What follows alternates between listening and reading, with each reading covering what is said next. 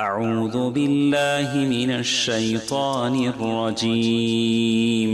بسم الله الرحمن الرحيم الحمد لله رب العالمين إله الأولين والآخرين والصلاة والسلام الأتمان الأكملان على من بعثه الله رحمة للعالمين نبينا وإمامنا وقدوتنا محمد وعلى آله وأصحابه أجمعين أما بعد. معزز حضرات و خواتین، ابھی ہم لوگ آج کی اس تراویح میں سورہ عنکبوت اور سورہ روم کے بعد سورہ لقمان بھی شروع کیے تھے، لیکن جو باتیں اللہ رب العالمین نے لقمان کی نصیحتوں کی شکل میں جو اپنے بچے کو وہ کر رہے تھے، وہ آیتیں تو ابھی ہم لوگ آج نہیں پڑھ پائے. ہمارے اپنے حافظ صاحب کا گلا خراب ہے، ان کی طبیعت تھوڑی ناساز ہے، تو سب سے میں درخواست کروں گا کہ ان کی صحت کے لیے آپ سب لوگ بھی دعا فرمائیں.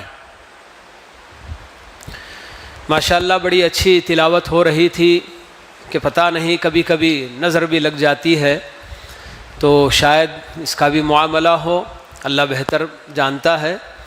الحمدللہ. لیکن بس اس وقت ہے نا، چونکہ ذرا کچھ تکلیف ان کے اپنے گلے میں ہو رہی ہے، جس کی وجہ سے وہ جتنا پڑھنا چاہیے اتنا نہیں پڑھ پا رہے ہیں. بہرحال آج کی رات کے لیے، بلکہ ایک دو دن کے لیے میں نے یہی مناسب سمجھا کہ لقمان کی جو وصیتیں اور نصیحتیں جن کو اللہ رب العالمین نے اپنی کتاب میں جگہ دی ہے، تو آخر یہ بندہ اللہ رب العالمین کا کتنا نیک اور صالح بندہ رہا ہوگا. کیونکہ ان کے نبی ہونے یا نہ ہونے کے بارے میں علماء کے درمیان اختلاف پایا جاتا ہے، اور زیادہ تر علماء کا یہی کہنا ہے کہ وہ نبی نہیں تھے بلکہ ایک نیک اور صالح بندے تھے. لیکن انہوں نے اپنے بچے کو جو نصیحتیں کی تھیں وہ اتنی عظیم نصیحتیں کہ جن کو اللہ رب العالمین نے اپنے کلام میں قیامت تک پڑھے جانے کے لیے اللہ تعالیٰ نے اس کو اتار دیا. تو یہ خود ان نصیحتوں کی اہمیت بتانے کے لیے ہمیں کافی ہے. تو آخر یہ کیا نصیحتیں ہیں اور اس میں کیا جو باتیں بتائی گئی ہیں، اور واقعی ان نصیحتوں کو اس لیے بتایا بھی گیا ہے تاکہ ان نصیحتوں پر خود ہم بھی عمل پیرا ہوں. اللہ رب العالمین نے گزرے ہوئے کسی بھی چاہے کسی اچھے اور نیک آدمی یا جماعت کا واقعہ بتاتے ہیں، تو اس کے پیچھے بھی مقصد یہ ہوتا ہے کہ ان کے اندر جو صفات تھیں، جو اچھائیاں تھیں، جو خوبیاں تھیں، وہ ہم اپنے اندر لانے کی کوشش کریں. اور دوسری طرف کسی برے انسان یا کسی اور قوم جو اللہ تعالیٰ کی نافرمان رہی ہو اور ان پر اللہ تعالیٰ نے کس طرح سے اپنا عذاب نازل کیا، یا ان کو اپنی اس برائی کا کیا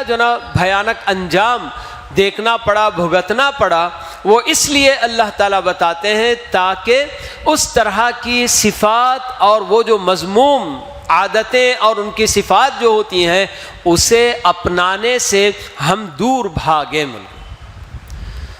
تو یہاں اللہ رب العالمین نے لقمان کے تعلق سے، یہ سورہ کا نام ہی سورہ لقمان رکھا گیا، اور اس میں اللہ رب العالمین بتاتے ہیں کہ وَلَقَدْ آتَيْنَا لُقْمَانَ الْحِكْمَةَ أَنِ اشْكُرْ لِلَّهِ. اگرچہ کہ لقمان نبی نہیں تھے، لیکن اللہ تعالیٰ بتا رہا ہے کہ لقمان کے اندر ایسی صفت پائی جا رہی تھی جو ہر مربی کے اندر پائی جانا ضروری ہے. ہر وہ آدمی جو کسی اور کی تربیت کر رہا ہوتا ہے اس کے اندر اس صفت کا پایا جانا انتہائی ضروری ہے، اور وہ حکمت کی صفت ہے. حکمت یعنی کہ جیسے اس کی مختلف باتیں بتائی گئی ہیں، بالکل ظلم کے خلاف اس کو یہ بتایا بھی گیا کہ ہر بات جہاں کہنی ہے، جیسی کہنی ہے ویسا کہنا اور وہاں کہنا، اسی کو حکمت کہا جاتا ہے. اور یہ حکمت اتنا بڑا خزانہ اور اتنا عظیم اللہ تعالیٰ کا انعام ہوتا ہے کہ خود اللہ تعالیٰ بتاتے ہیں کہ یؤتی الحکمت من یشاء ومن یؤت الحکمت فقد اوتی خیرا کثیرا، کہ اللہ تعالیٰ یہ حکمت کی صفت ہر کسی کے اندر جو نہیں پیدا کرتا، ہر کسی کو نہیں عطا کرتا، اللہ تعالیٰ اپنے بندوں میں سے جسے چاہے عطا کرتا ہے۔ یؤتی الحکمت من یشاء ومن یؤت الحکمت فقد اوتی خیرا کثیرا، اللہ تعالیٰ بتا رہے ہیں، اور جس بندے کو حکمت سے نواز دیا گیا تو در حقیقت اسے بہت سارا خیر سمجھو کہ دے دیا گیا۔ تو بالکل یہ صفت اللہ تعالیٰ لقمان کی بتا رہے ہیں کہ وَلَقَدْ آتَيْنَا لُقْمَانَ الْحِكْمَةَ بول کے۔ پھر اس کے بعد اللہ رب العالمین لقمان جو اپنے بچے کو نصیحت کرتے ہیں، ان نصیحتوں کا ذکر اللہ تعالیٰ کرتے ہیں۔ وَإِذْ قَالَ لُقْمَانُ لِابْنِهِ يَا بُنَيَّ لَا تُشْرِكْ بِاللَّهِ إِنَّ الشِّرْكَ لَظُلْمٌ عَظِيمٌ کہہ کر اللہ تعالیٰ یہ جو آغاز کر رہے ہیں کہ ویسے تو اللہ تعالیٰ نے پہلے انشکر للہ یہ جو بات بتائی کہ لقمان کو ہم نے حکمت سے نوازا تھا، یہ کہہ کر کہ تم اللہ تعالیٰ کا شکر ادا کرو، اور اللہ تعالیٰ کے شکر ادا کرنے ہی کا ایک پہلو یہاں باپ ہونے کی حیثیت سے اپنے ماتحت جو ہماری اپنی اولاد ہوتی ہے ان کی بہترین تربیت کرنا، نشو نما کرنا، اور ان کو ہر خیر کی طرف رہنمائی کرنا، اور ہر شر سے ان کو متنبہ کر کے ان کو دور کرنے کی کوشش کرنا، یہ سب اللہ رب العالمین کے شکر کے اندر داخل ہے۔ اگر اللہ تعالیٰ نے اولاد کی نعمت سے ہمیں نوازا ہے تو اللہ رب العالمین کی اس نعمت پر صحیح معنوں میں شکر ادا کرنے کا یہی سب سے افضل اور بہتر طریقہ ہوگا کہ ہر ماں باپ اپنی اولاد کی آخرت کی فکر کریں۔ اپنی اولاد کو صرف دنیا کی حد تک ان کی نشو نما کی فکر کرنے والے ماں باپ آپ کو بہت ملیں گے کہ میرا بچہ بڑا دبلا پتلا ہے، اس کو کیسے میں موٹا کروں، کیسے اس کو میں صحت مند بناؤں، کیسے میں اس کو اعلیٰ تعلیم دلاؤں، کیا کیا کرنے کے لیے دنیاوی ہر طرح کی آسائشیں فراہم کرنے کے لیے ماں باپ اپنے بچوں کے لیے بہت کوششیں کرتے ہیں، مگر ان میں ایسے ماں باپ بہت کم ہوں گے، واقعی انگلیوں پر گنے جانے والے، جو اپنی اولاد کی دنیا سے کہیں زیادہ آخرت کی فکر کرتے ہیں، اور اپنی اولاد کی اخروی کامیابی کے لیے وہ اپنی اولاد کی نصیحتیں کرتے ہیں، اپنی اولاد کو نصیحتیں کرتے ہیں، وصیتیں کرتے ہیں۔ تو یہاں سب سے پہلے اللہ رب العالمین یہ جو بتا رہے ہیں کہ اذ قال لقمان لابنہ،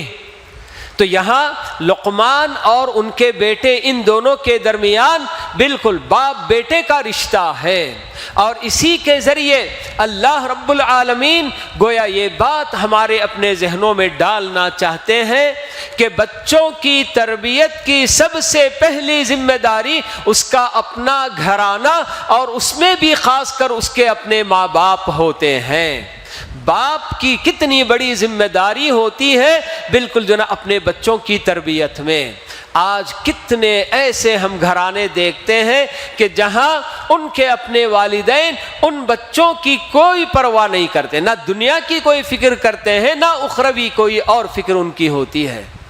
جبکہ اللہ تعالیٰ یہ بتا کر کہ لقمان جو اپنے بچے کو نصیحت کر رہے ہیں تو باپ ہونے کی حیثیت سے وہ اپنی ذمہ داری سمجھ کر کہ میرے اپنے بچے کی تربیت میں سب سے بڑا رول میرا اپنا ہوگا، اس لیے وہ اپنے بچے کو نصیحت کر رہے ہیں۔ تو ماں باپ کا رول کتنا بڑا ہوتا ہے، اس کے لیے آپ اس حدیث سے مدد حاصل کر سکتے ہیں سمجھنے کے لیے، جس میں اللہ کے نبی صلی اللہ علیہ وسلم بتاتے ہیں کہ کل مولود یولد علی الفطرہ فابواہ یہودانہ او ینصرانہ او یمجسانہ، اللہ کے نبی صلی اللہ علیہ وسلم بتاتے ہیں کہ ہر بچہ جو بھی پیدا ہوتا ہے اپنے ماں کے پیٹ سے جب باہر نکلتا ہے تو وہ بالکل عین فطرت پر ہوتا ہے، توحید پر ہوتا ہے۔ فطرت سے مراد یہاں پر فطرت اللہ التی فطر الناس علیہا لا تبدیل لخلق اللہ، جیسے اللہ تعالیٰ بتاتے ہیں، تو یہ توحید یہاں پر مراد ہے کہ ہر بچہ جب پیدا ہوتا ہے تو وہ توحید پر ہوتا ہے۔ لیکن اس قدر اس فطرت سے اس بچے کے اندر تبدیلی پیدا کرنے والے کون ہوتے ہیں؟ تو اللہ کے نبی صلی اللہ علیہ وسلم بتا رہے ہیں کہ بچے کو توحید کی فطرت سے دور لے جانے والے، یہودی بنانے والے، نصرانی عیسائی بنانے والے، مجوسی بنانے والے، پارسی بنانے والے، ہندو بنانے والے، ایسے جتنے بھی ہیں، یہ سب کون ہوتے ہیں؟ ان کے اپنے ماں باپ ہوتے ہیں۔ تو ماں باپ جو بچوں کو اپنی جس طرح کی تعلیم دیتے ہیں، جیسی تربیت کرتے ہیں، تو بچے اسی سانچے میں ڈھلتے چلے جاتے ہیں۔ تو اس لیے ماں باپ کا بہت بڑا رول ہوتا ہے بچوں کی تربیت کے اندر، اور یہی بات اللہ رب العالمین ہمیں یہ بات کہہ کر بتا رہے ہیں، اذ قال لقمان لابنہ کہہ کر۔ جی اگر کوئی ماں باپ اپنے بچوں کی تربیت میں اگر کوتاہی کرتے ہیں، جو حق ان پر ان کے بچوں کا جو حق ان پر اللہ تعالیٰ نے رکھا ہے اسے اگر کما حقہ ادا نہیں کرتے، تو گویا وہ اپنے بچوں کے ساتھ برا سلوک کر رہے ہیں، اپنے بچوں کے ساتھ خیانت کر رہے ہیں۔ ان پر ایک امانت اپنے بچوں کی تربیت کی اللہ تعالیٰ نے ڈالی ہے،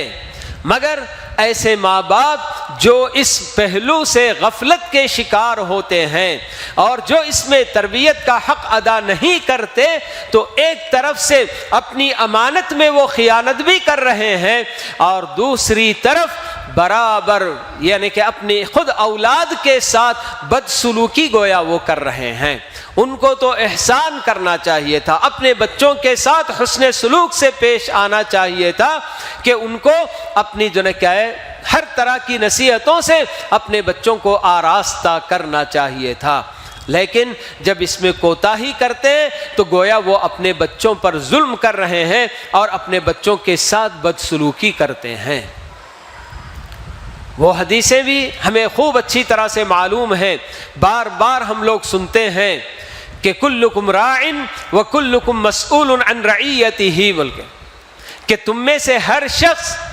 کسی نہ کسی حیثیت سے ذمہ دار ہوتا ہے، اور کل ہر آدمی سے اس کے حوالے جو ذمہ داری کی گئی تھی اس کے بارے میں سوال کیا جائے گا۔ تو آپ نے بتایا کہ ہر آدمی اپنے گھر کا ذمہ دار ہوتا ہے، اپنے بال بچوں کا ذمہ دار ہوتا ہے، اور کل اس سے اس کے اپنے گھر اور بال بچوں کے متعلق سوال کیا جائے گا کہ جو رعایا، جو آپ کے ماتحت اللہ تعالیٰ نے جو امانتیں کی تھیں، اس امانت کی آپ نے حفاظت کی یا آپ نے اس کو ضائع کر دیا، اللہ تعالیٰ ضرور سوال کریں گے،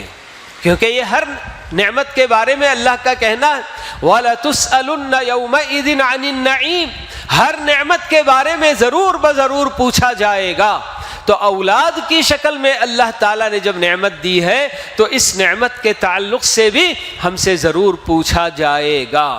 ہم سے کوتاہیاں ہوتی ہیں اپنی اولاد کی پرورش کرنے میں، جی، لیکن بہرحال آدمی کو کبھی غفلت طاری ہوتی ہے تو فوراً اس کو چوکنا ہونا چاہیے کہ میں اپنی اولاد کی کوئی خبر نہیں لے رہا ہوں، مجھے اپنی اولاد کی ذمہ داری سمجھ کر مجھے بھی برابر ان کی تربیت کرنے میں اور ان کو ہر بھلائی سے روشناس کرانے میں اور ہر برائی سے دور کرنے میں ان کی مجھے آگے بڑھ کر مدد کرنی چاہیے۔ ورنہ اللہ کے نبی صلی اللہ علیہ وسلم یہ بھی بتاتے ہیں معقل بن یسار رضی اللہ تعالیٰ عنہ کی حدیث ہے، صحیح مسلم کی حدیث ہے، جس میں اللہ کے نبی صلی اللہ علیہ وسلم بتاتے ہیں کہ اگر کسی بندے کو اللہ تعالیٰ نے رعایا کی شکل میں ماتحت ان کے حوالے کیا، اور پھر وہ بندہ جس وقت فوت ہوتا ہے تو ایسی حالت میں فوت ہو رہا ہے کہ وہ اپنے ماتحتوں کے ساتھ دھوکہ ہی کرتا رہا، یعنی ان کے ساتھ کبھی کوئی خیر خواہی نہیں کی، تو ایسے میں آپ نے بتایا کہ وہ جنت میں داخل نہیں ہوگا۔ تو ہر آدمی کے آل اولاد اور ان کے اپنے بیوی بچے گویا کہ اس آدمی کی اپنی رعایا ہے۔ جب مرتے ہوئے اگر وہ اس حال میں مر رہا ہے کہ اس نے اپنی رعایا کی خیر خواہی نہیں کی بلکہ ان کے ساتھ دھوکہ ہی کرتا رہا، تو آپ نے بتا دیا کہ وہ جنت میں داخل نہیں ہوگا۔ کتنی بڑی وعید ہے میرے بھائیوں۔ تو اس لیے ہمیں بہرحال یہ کیا ہے، اللہ رب العالمین ہمیں جو یہ سب باتیں بتا رہے ہیں یہ سب سبق لینے کے لیے، جی نصیحت ان سے حاصل کرنے کے لیے اللہ رب العالمین یہ سب کچھ ہم کو بتا رہے ہیں۔ تو باپ کا اور ماں کا، بلکہ بہت سارے گھرانوں میں مرد حضرات باہر ہوا کرتے ہیں، عورتیں اپنے گھروں میں رہتی ہیں، تو ان کا حق بچوں کی پرورش میں اور بھی زیادہ، ان کی ذمہ داری اور بھی بڑھ جاتی ہے۔ اس کا یہ مطلب نہیں کہ باپ اگر باہر ہے تو صرف باہر کی ذمہ داری ہے، بچوں کی تربیت میں اور ان کی پرورش میں باپ کا کوئی رول نہیں، کوئی اس کی اپنے کیا ہے کوئی حق نہیں، ایسی بات بالکل نہیں ہے، برابر دونوں مسئول ہوتے ہیں۔ اسی لیے اللہ کے نبی صلی اللہ علیہ وسلم نے بتایا کہ اس کے ماں باپ دونوں مل کر بچے کی فطرت بدلنے میں آگے آگے ہوتے ہیں اور وہ بدل دیا کرتے ہیں۔ تو یہ اللہ تعالی ہمیں بتاتے ہیں کہ اذ قال لقمان لابنہ یا بنی، انداز دیکھیے، اللہ تعالیٰ بتا رہے ہیں کہ اپنے بچوں کو واعظ و نصیحت کرنے اور ان کی کیا ہے، جب آپ ان کے سامنے کچھ نصیحتیں کرنا چاہتے ہیں تو آپ کا اپنا انداز، آپ کا اپنا اسلوب ان کو مخاطب کرنے کا انتہائی پیارا ہونا چاہیے۔ یا بنیہ کہہ کر یہ ایسا اسلوب کہ تقریباً اللہ رب العالمین نے قرآن مجید میں کئی انبیاء کے تعلق سے اس طرح کا اسلوب بتایا ہے۔ حضرت نوح علیہ السلام نے بھی اپنے بچے کو جو کہ کافر تھا اسے اپنی کشتی میں سوار ہونے کے لیے اسی کیا ہے اسلوب میں پکار کر کہتے ہیں کہ یا بنی ارکم معنا، کہ اے میرے بچے ابھی بھی وقت ہے، ایمان لے آ، کشتی میں سوار ہو جا۔ ملک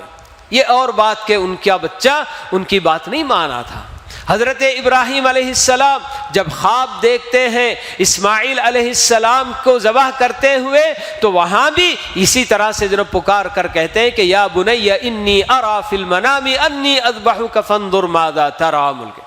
یہ ایسا اسلوب کہ آدمی اگر اپنی اولاد کو پکارتے ہوئے ان کو مخاطب کرتے ہوئے اس قدر پیار سے اگر مخاطب کریں گے تو اولاد اپنے باپ کی نافرمانی کرنے کی سوچے گی بھی نہیں، کہ آخر اتنی پیاری شخصیت میری اپنے ماں باپ مجھے اس قدر پیار سے جب بتا رہے ہیں، سمجھا رہے ہیں، تو میں ان کی بات ماننے سے کیوں اعراض کروں۔ تو اس میں یہ پہلو بھی بالکل شامل ہوتا ہے۔ تو اس لیے بالکل اس طرح کی بات آپ نے اللہ تعالیٰ نے بتایا کہ وہ اپنے بچے کو مخاطب کر رہے ہیں یا بنیہ کہہ کر، جی۔ اور وَهُوَ يَعِظُهُ اِذْ قَالَ لُقْمَانُ لِابْنِهِ وَهُوَ يَعِظُهُ يَا بُنَيَّ۔ پہلے اللہ تعالیٰ نے بتایا کہ وہ وعظ و نصیحت کا اسلوب اختیار کر رہے ہیں، جی ایسا اسلوب کہ جس کے اندر کوئی بالکل جھڑکنا کرنا ایسا نہیں ہے، بالکل آرام سے نصیحت کا انداز کیسے ہوتا ہے تو یہ نصیحت اختیار کر رہے ہیں، اور اس طرح سے یا بنیہ کہہ کر ایسے پیارے اسلوب میں نصیحت کر رہے ہیں۔ تو سب سے پہلی نصیحت کیا کر رہے ہیں؟ لا تشرک باللہ ان الشرک لظلم عظیم کہہ کر بتا رہے ہیں، اللہ تعالیٰ کے ساتھ اس کی اپنی بندگی میں، اس کی عبادت میں کسی کو شریک نہ ٹھہراؤ۔ لا تشرک باللہ ان الشرک لظلم عظیم۔ تو یہ ہمارے لیے اللہ رب العالمین لقمان کی نصیحت میں بھی اور قرآن کریم کی بہت ساری آیتوں میں اللہ رب العالمین ہمیں یہ سبق دے رہا ہے کہ تربیت میں سب سے مقدم جو چیز ہونی چاہیے وہ عقائد کی اصلاح ہونی چاہیے، عقیدے کی اصلاح سے آغاز کرنا چاہیے۔ عقیدہ جہاں پہلے سے درست ہو تو اس کے بعد اگر دوسری کوئی خرابی ہم دیکھ رہے ہیں تو پھر وہاں ہم جو نہ کہہ سکتے ہیں، ورنہ بنیادی باتیں ہمارے اپنے دین کی جو سب سے اہم اور بنیاد ہوتی ہے وہ عقیدہ، صحیح عقیدہ ہے۔ صحیح عقیدے کے بعد اگر آدمی عمل کی طرف توجہ دیتا ہے تو تب اس کے وہ اعمال قابل قبول ہوتے ہیں۔ اگر آدمی کا عقیدہ ہی بگڑا ہوا ہو، شرک میں مبتلا ہو آدمی، اور دوسری طرف نمازیں بھی پڑھ رہا ہو، روزے بھی رکھ رہا ہو، تو اللہ ہی بہتر جانے کہ اس کے نماز اور اس کے روزوں کا کیا حال ہے کہ اللہ تعالیٰ انہیں کیسے قبول کریں گے۔ اللہ تعالیٰ تو صاف بتاتے ہیں کہ یہ شرک ایسا گناہ کہ اللہ تعالیٰ اسے کبھی معاف نہیں کرتے۔ کوئی بندہ اللہ تعالیٰ کے ساتھ شرک کرتا رہے، شرک کیا ہے یہ جب تک نہیں معلوم ہو آدمی بہت سارے اسی میں جو ہے کہ مبتلا ہو جاتے ہیں۔ شرک ہے کیا چیز میرے بھائیوں؟ تو شرک ایک تو وہ ہے جو ہم بہت سارے غیر مسلموں کو ہم دیکھ رہے ہیں، یعنی کہ اللہ تعالیٰ کو اپنا معبود نہ مان کر غیر اللہ کو اپنا معبود بنا لینا، کسی درخت کو، کسی جنم مورتی کو، کسی اور چیز کو اپنا معبود اور اپنا خدا سمجھ کر اس کی پوجا کرنا، اس کی پرستش کرنا، یہ بھی شرک ہے۔ اور اللہ تعالیٰ پر ایمان رکھتے ہوئے بھی، اللہ تعالیٰ کو مانتے ہوئے بھی، اللہ تعالیٰ کی جو خاص خصوصیات ہیں، یعنی کہ ایسے کام، ایسی صفات جو اللہ کے علاوہ اور کسی میں نہیں ہو سکتی ہیں، ایسے کسی صفت میں یا ایسے کسی کام میں اللہ تعالیٰ کے ساتھ کسی اور کو شریک کر دیا تو وہ بھی شرک ہے۔ دونوں شرک ہیں میرے بھائی جی۔ یہ بہت سارے لوگ یہ جو دوسری قسم ہے شرک کی سمجھتے ہیں کہ یہ شرک نہیں ہے، یعنی کہ اللہ تعالیٰ کی صفات میں یا اللہ تعالیٰ کے ایسی خصوصیات، ایسے کام جو صرف اللہ تعالیٰ کر سکتا ہے، اللہ کے علاوہ اور کسی کے لیے وہ کام زیب نہیں دیتا، تو ایسے کسی کام میں کسی اور کو شریک کر دینا۔ جیسے ہمارے اپنے پاس ہم لوگ ہمارا اپنا عقیدہ ہے، ابراہیم علیہ السلام خود ہم کو بتاتے ہیں وَإِذَا مَرِضْتُ فَهُوَ يَشْفِينِ کہہ کر کہ جب میں بیمار ہوتا ہوں تو بیماری سے شفا دینے والی ذات صرف اور صرف اللہ رب العالمین ہے۔ لیکن ہمارے اپنے پاس بیماریوں سے بچنے کے لیے اللہ تعالیٰ کو پکارنا تو دور کی بات ہوتی ہے، اللہ تعالیٰ سے دعا کرنا پہلے نہیں ہوتا ہے۔ پہلے آدمی اپنی کہ کلائی میں کالی ڈوری باندھتا ہے کہ یہ کالی ڈوری مجھے ہر طرح کی بیماری سے میری حفاظت کرتی ہے، نظر بد سے یہ چیز مجھ کو بچاتی ہے۔ گویا کہ نقصان سے بچانا، بیماریوں سے شفا دینا، یہ سب سوائے اللہ کے اور کوئی نہیں کرتا۔ لیکن آج کتنے مسلم گھرانے ایسے ملیں گے آپ کو جہاں یہ ڈوریاں بالکل عام ہیں، چاہے وہ کلائی میں ہو یا پنڈلی میں ہو یا پہلو میں ہو یا گلے میں ہو، یہ سب ڈوریاں ڈال کر لوگ سمجھتے ہیں کہ ہاں ہم نے جو نہ کیا اپنی حفاظت کر لی۔ یاد رہے اللہ رب العالمین خود بتاتا ہے کہ بندہ اگر میری طرف لوٹ کر آتا ہے، مجھ سے اگر برائی یعنی کہ نقصانات سے، ضرر سے، بیماریوں سے پناہ مانگتا ہے تو میں اس کو پناہ دیتا ہوں، لیکن مجھے چھوڑ کر کسی اور چیز کی مدد بندہ حاصل کیا تو میں اس بندے کو اسی چیز کے حوالے کر دیتا ہوں۔ یہ کالی ڈوری، بے جان سی ڈوری، اللہ تعالیٰ جب اس ڈوری کے حوالے اس بندے کو کر دیا تو وہ ڈوری اس کو کیا بچا سکتی ہے؟ ہاں ایسے کتنے کام نہیں ہوتے ہیں۔ کسی کو اگر اولاد نہیں ہے، بہت سارے ایک طرف سے شیاطین الجن ہوتے ہیں تو شیاطین الانس بھی بہت ہوتے ہیں جو ایسے لوگوں کے کانوں میں جا کر پھونکتے ہیں کہ بھائی اتنے سال ہو گئے، 6 سال ہو گئے، 8 سال ہو گئے، ابھی تک آپ کی اولاد نہیں ہوئی ہے، آؤ میں ایک نسخہ بتاتا ہوں، ایک جو نا کیا ہے بابا ہیں، ایک جو نا قبر ہے، بس وہاں جانا ہر مراد پوری ہو جاتی ہے، بس ایک چادر چڑھا کے آؤ اور دیکھو کہ کیسے جو نا تمہاری گود جو نا ہری ہوتی ہے۔ ایسے بالکل جی اولاد جو اللہ رب العالمین صرف دے سکتا ہے، تو اس کام میں کسی غیر اللہ کو بھی شریک کر کے ان کے بارے میں یہ عقیدہ رکھنا کہ ان کے اندر بھی یہ قدرت ہے کہ وہ بھی کسی کو اولاد دے سکتے ہیں، تو یہ بھی شرک ہے۔ اور ایسے شرکیہ کاموں میں ہماری اپنی امت کی ایک بڑی تعداد آج مبتلا بالکل نظر آ رہی ہے، اور بڑے دھڑلے سے کرتے چلے جاتے ہیں، ان کو ذرا بھی کوئی پرواہ نہیں کہ ہم جو کام کر رہے ہیں اسی کام سے تو اللہ نے ہمیں منع کیا ہے، اور یہ وہ گناہ ہے جس کے بارے میں اللہ نے کہہ دیا کہ میں کبھی معاف نہیں کروں گا، کوئی پرواہ نہیں کر رہے ہیں۔ تو لا تشرک باللہ کہہ کر یہ جو نا کیا ہے عقیدے کی اصلاح سے بالکل جو نا آغاز ہونا چاہیے۔ اور بالکل دیکھیے کہ بچے کو، چھوٹے سا بچہ ہے اور اسی وقت سے اس کے ذہن میں یہ بات بٹھانے کی کوشش کی جا رہی ہے،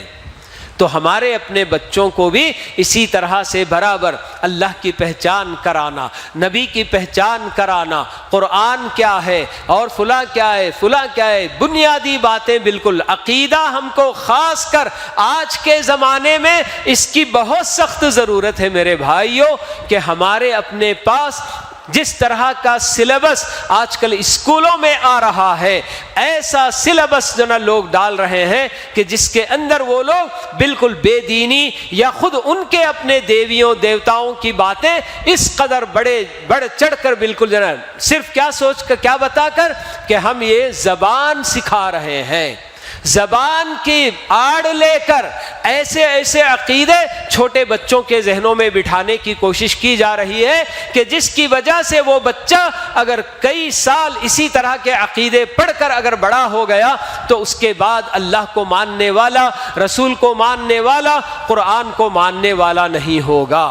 بہت دور کی پلاننگ کی جا رہی ہے ہمارے اپنے بچوں کے دلوں سے ہماری اپنے عقیدے کی بنیاد بالکل جو ہے کیا ہے اس کو ڈھانے کے لیے۔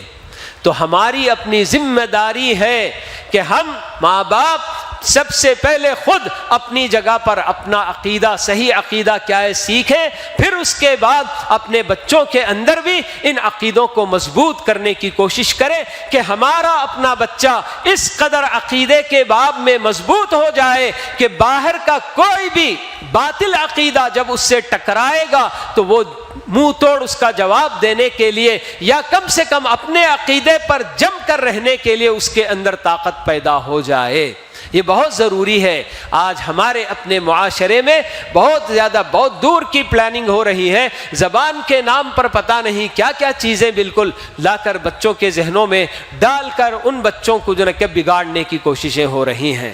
تو ایسے میں یہ نصیحت ہمیں اللہ تعالیٰ یہی بتا رہے ہیں کہ ہر ماں باپ اپنے بچوں کو ان کے بچپن کی عمر میں ہی برابر یہ سب باتیں ان کو بتا دینا چاہیے۔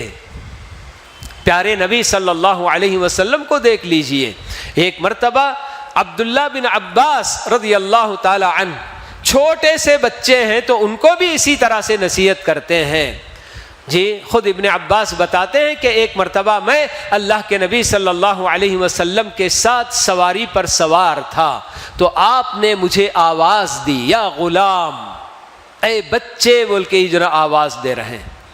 جی اور بتاتے ہیں کہ انی اعلمک کلمات، غور سے سنو کہ میں تمہیں کچھ باتیں سکھاتا ہوں۔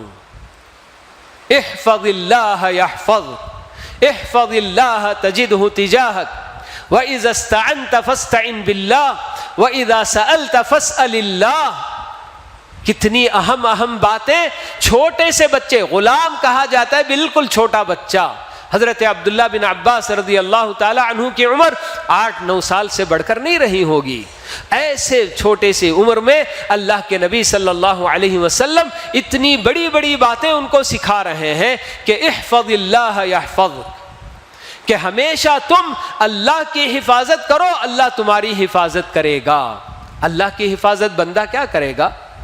اللہ کی حفاظت کا مطلب اللہ تعالیٰ کے احکام کی حفاظت ہے، اوامر بجا لانا، نواہی سے اجتناب کرنا،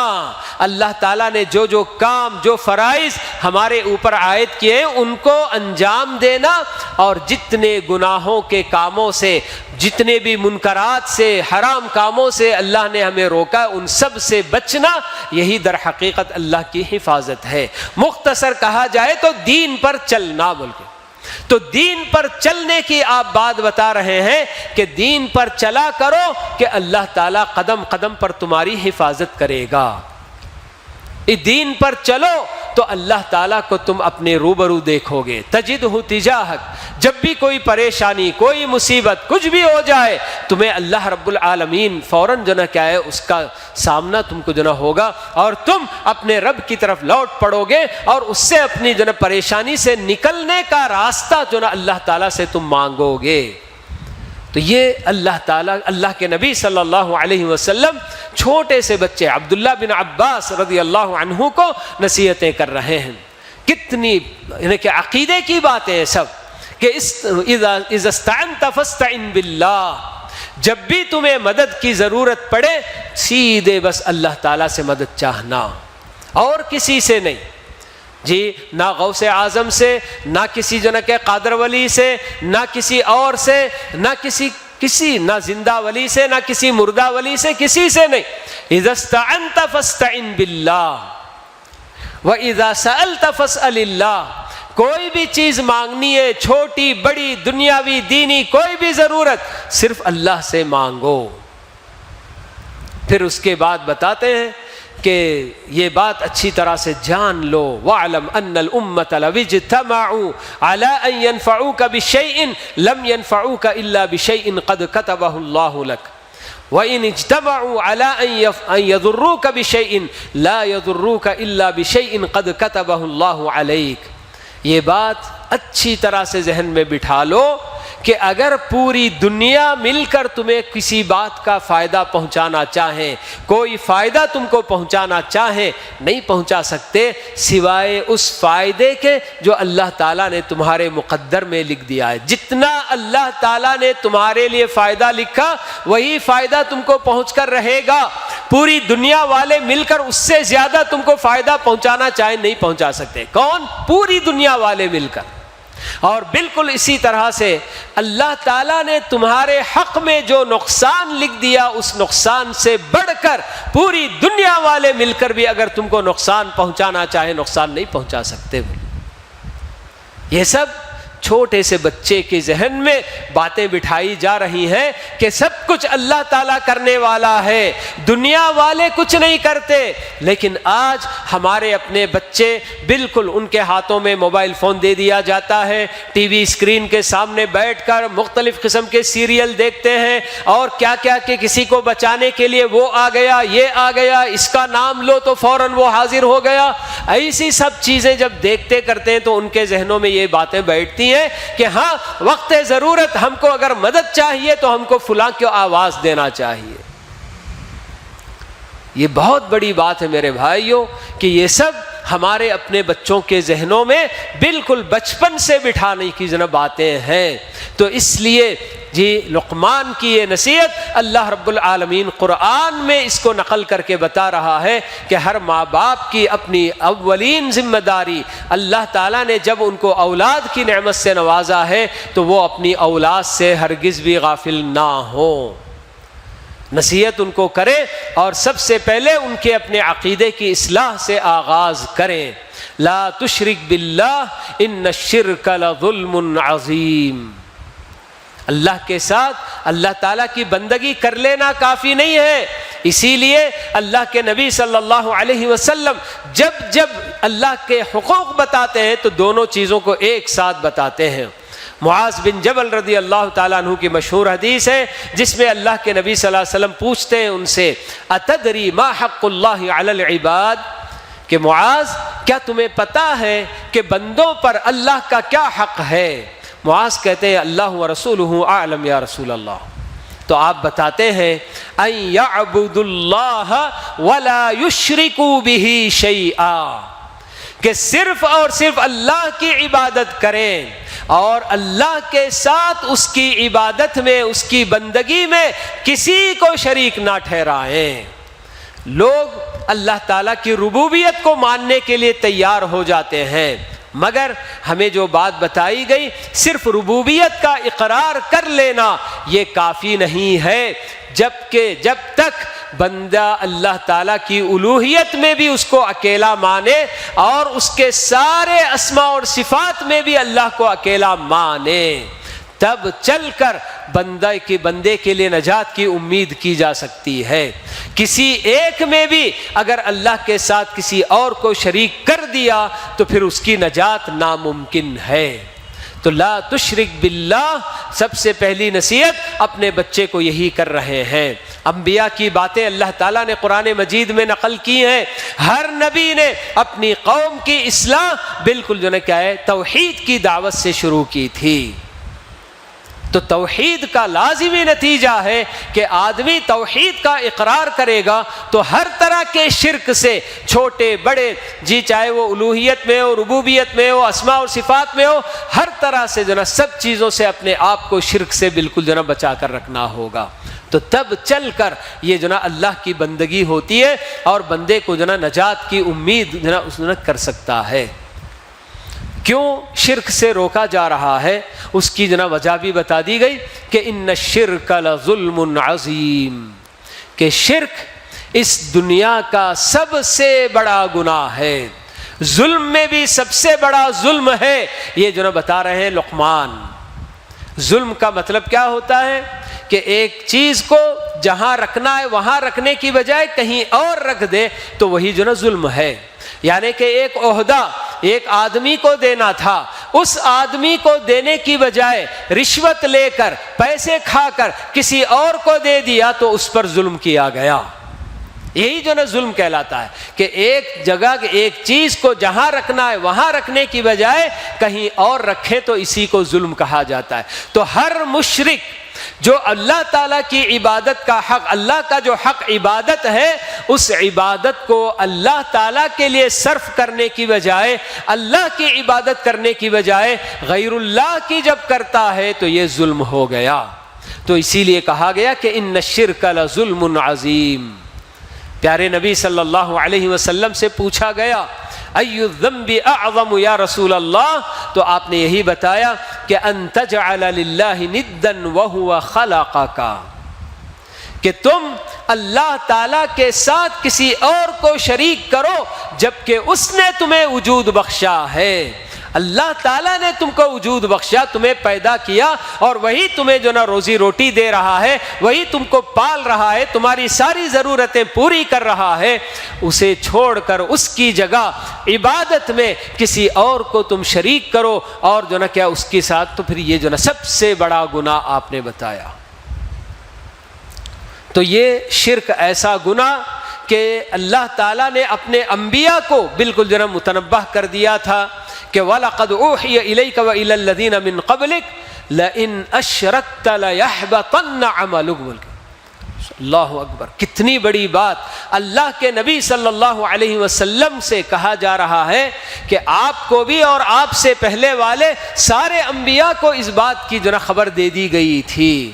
کہ اگر آپ نے بھی شرک کیا تو آپ کے سارے محنتوں پر پانی پھر جائے گا، سارے اعمال آپ کے برباد ہو جائیں گے، اکارت ہو جائے۔ ہر نبی اپنی کیا ہے زندگی میں اللہ کے بندوں کو اللہ کے ساتھ جوڑنے کے لیے کتنی محنتیں کرتے ہیں، کیسی کیسی تکلیفیں اٹھاتے ہیں، کیا کیا نہیں کرتے ہیں، لیکن اللہ تعالیٰ ان کو بھی خبردار کر رہا ہے کہ یاد رہے کہ اگر تم نے شرک کر دیا تو پھر تمہاری ساری محنتیں برباد ہو جائیں گی، سب کچھ تمہارے اعمال بالکل ختم ہو جائیں گے۔ اسی کا نتیجہ تھا کہ اللہ کے نبی صلی اللہ علیہ وسلم ہمیشہ اللہ تعالیٰ سے دعا فرمایا کرتے تھے کہ اللہم انی اعوذ بک ان اشرک بک وانا اعلم واستغفرک لما لا اعلم، کہہ کر کثرت سے آپ یہ دعا اللہ تعالیٰ سے کرتے تھے کہ اے اللہ، جان بوجھ کر میں تیرے ساتھ شرک کروں، اس سے میں تیری پناہ چاہتا ہوں۔ میں تیری پناہ میں آتا ہوں کہ جان بوجھ کر میں تیرے ساتھ شرک کر دوں، لیکن انجانے میں اگر مجھ سے کوئی شرک یا بات، کوئی شرک یا کام ہو گیا تو اس کے لیے میں تجھ سے معافی چاہتا ہوں، استغفار کرتا ہوں کہ میں شرک نہیں کرنا چاہتا، میری جو ہے شرک سے اگر شرک ہو گیا ہو تو اس کو تو معاف فرما دے۔ تو پہلے ہی سے آپ یہ نا دعائیں کیا کرتے کہ اللہم انی اعوذ بک ان اشرک بک وانا اعلم واستغفرک لما لا اعلم کہہ کر، کیونکہ یہ شرک وہ گناہ ہے جس کے بارے میں اللہ تعالیٰ نے صاف اعلان کر دیا کہ ان اللہ لا یغفر ان یشرک بہ ویغفر ما دون ذلک لمن یشاء، کہ شرک ایسا گناہ کہ اللہ تعالیٰ کسی کا معاف نہیں کرے گا۔ توبہ ضروری ہے، بغیر توبہ کیے بندہ اگر شرک پر مر گیا تو اس کا ٹھکانہ جہنم ہے۔ اللہ تعالیٰ دوسری آیت میں بات بتاتے ہیں، انہ من یشرک باللہ فقد حرم اللہ علیہ الجنہ ومأواہ النار، کہ جو اللہ کے ساتھ شرک کرتے ہوئے اللہ کے پاس چلا گیا، اس نے توبہ نہیں کی، اللہ تعالیٰ نے اس پر جنت حرام کر دی ہے اور اس کا ٹھکانہ ہمیشہ کے لیے جہنم ہے۔ اتنا بڑا گناہ ہے یہ، مگر اس کے باوجود بھی لوگ بڑے آرام سے شرک یا عمل کرنے میں بالکل جو ہے کیا ہے بہت معمولی سمجھ کر ایسے ہی کرتے چلے جاتے ہیں۔ تو اس لیے سب سے پہلی نصیحت لقمان کی اپنے بچے کے لیے یہی رہی کہ لا تشرک باللہ ان الشرک لظلم عظیم کہہ کر۔ باقی اور نصیحتیں جی لقمان نے اپنے بچے کو کیا کی ہیں آگے معلوم کرتے ہیں۔ اللہ رب العالمین سے یہی دعا ہے کہ اللہ تعالی ہم میں سے ہر ماں باپ کو اپنی اولاد کی قدر کرنے اور ان کا جو حق تربیت کا ہے صحیح معنوں میں وہ حق ان تک پہنچانے کی اللہ تعالی ہم میں سے ہر ماں باپ کو اس کی توفیق نصیب فرمائے۔ اور یہ جو پہلی نصیحت لقمان کی اپنے بچے کے لیے شرک سے بچنے کی تھی، تو اللہ تعالی ہم سب کو مرتے دم تک اس شرک سے اللہ تعالی اپنی حفاظت میں رکھے، اور جو بھی بندے جانے انجانے میں اس عمل سے دو چار ہیں اور یہ عمل کر رہے ہیں، اللہ تعالیٰ ان سب کو اپنی غفلت سے بیدار ہونے کی توفیق دے، اور اس گناہ سے اللہ رب العالمین کے دربار میں فوری طور پر توبہ کر کے اس سے جناب باز آنے کی اللہ تعالیٰ ان سب کو توفیق نصیب فرمائے۔ آمین۔ وآخر دعوانا ان الحمد للہ رب العالمین، وصلی اللہ وسلم علی نبینا محمد وعلی آلہ واصحابہ اجمعین۔ سبحانک اللہم وبحمدک، اشہد ان لا الہ الا انت استغفرک واتوب الیک۔